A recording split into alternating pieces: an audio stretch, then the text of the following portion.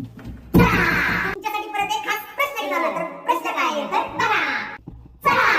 तर प्रश्न आहे नात्यावर आधारित. तर प्रश्न काय बघा विद्यार्थी मित्रांनो, आपल्याला अगोदर नातेसंबंध सगळं माहिती पाहिजे. आणि नातेसंबंध कसं माहिती पाहिजे तर ते आम्ही तुम्हाला एक सुपी आयडिया घेऊन आलोय. आणि ती पिढी लक्षात ठेवायची.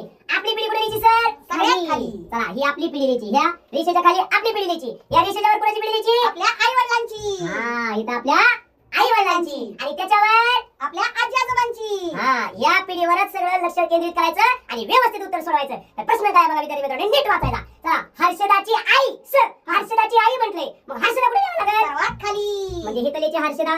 ओके चला. आणि हर्षदाची आई कुठे लिहायची? त्याच्यावरती. कारण आपल्या आई वडिलांची पिढी वर आणि त्याच्यावर आपली आजी आजोबांची लिहायची. ओके चला इथं कोण लिहायची? हर्षदाची आई.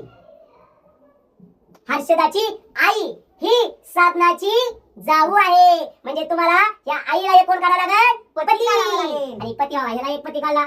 ओके या पतीला काय काढावं लागेल सर? एक बाहू काढावा लागेल. कारण त्याच्याशिवाय या जावा होणार नाही. आणि या भावाच्याच पत्नीचं नाव काय सर? साधना.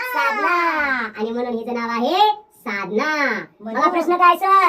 ही साधनाची जाऊ आहे. कोण? हर्षदाची आई ही साधनाची जाऊ आहे. आता पुढे बघा. साधना ही सूरजची मामी आहे. म्हणजे सूरजची म्हणजे साधना ही काय झाली? मामी. म्हणजे या साधनाच्या पतीला एक कोण असणार? बहीण. या दोघांना एक बहीण. चला बहीण बी कुठे द्यावं लागेल सर? या मधल्या टप्प्यात. या इथं बहीण. आणि ही बहीण आणि याच बहिणीच्या मुलाचं नाव काय दिलंय सर? सूरज. कारण साधना ही सूरजची मामी आहे. मग आपल्याला तिचं नाव दिलं नाही पण आपल्याला प्रत्येकाची नावं काढल्याशिवाय सोप्या पद्धतीने कळत नाही विद्यार्थी मित्रांनो. म्हणून या बहिणीच्या मुलाचं नाव काय आहे? सूरज. सूरज कुठे द्यायचं सर? सर्वात खाली. आणि आता कुठे गंमत आहे बघा. तर सूरजच्या आईचे हर्षदाच्या वडिलांशी काय नाते आहे? इथं तुमची गंमत होणार. तुम्ही काय म्हणणार? हर्षदाची आई आपल्या सूरजची आई हर्षदाच्या वडिलाला काय म्हणणार? तर उत्तर चुकणार. येणार बाहू येणार. कारण असं नात्यात उत्तर द्यायचं नाही. मग ज्याला चे लागले त्याला हा व्यक्ती जो शी लागले तो काय म्हणला हे काढायचं. मग बघा सूरजच्या आईचे हर्षदाच्या वडिलांशी म्हणजे इथं कोण बोलणार सर? हर्षदाचे वडील. कोणाला बोलणार? सूरजच्या आईला.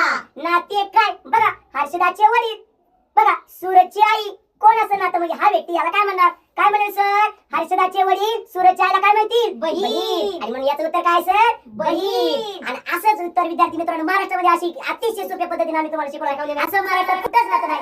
अतिशय सोप्या पद्धतीने शिकवलेलं आहे. आमच्या चॅनलला शेअर करा, सबस्क्राईब करा आणि फॉलो करा.